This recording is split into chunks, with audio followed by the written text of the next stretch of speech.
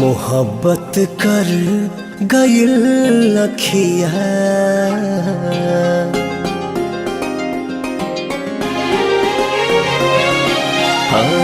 मोहब्बत कर गइल अखिया न धड़कन के खबर लागल।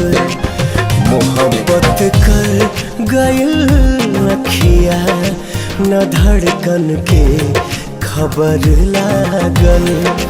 ई रूपवा के असर न हा, ई रूपवा के असर न हा, प्रीतिया कर गइल पागल।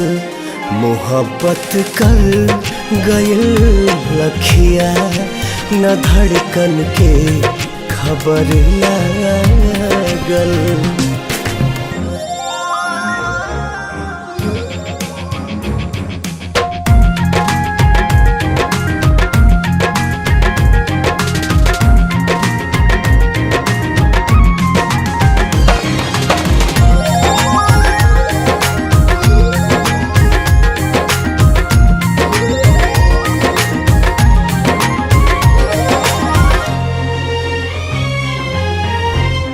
कवन जादू चला दिहलो भइल बा दिल दीवाना हो।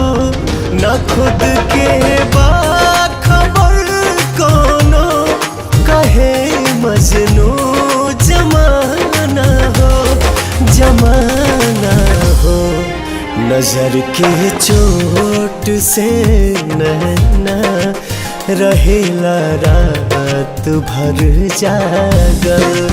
मोहब्बत कर गइल अखिया न धड़कन के खबर लागल।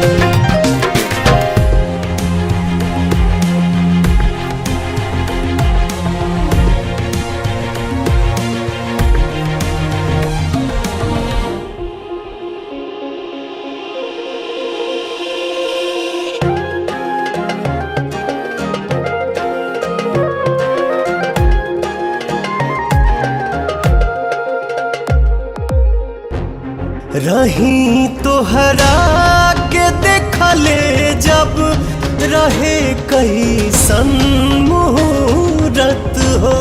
पड़ेला हर घड़ी अब ता सनम तोहरे जरूरत हो, जरूरत हो।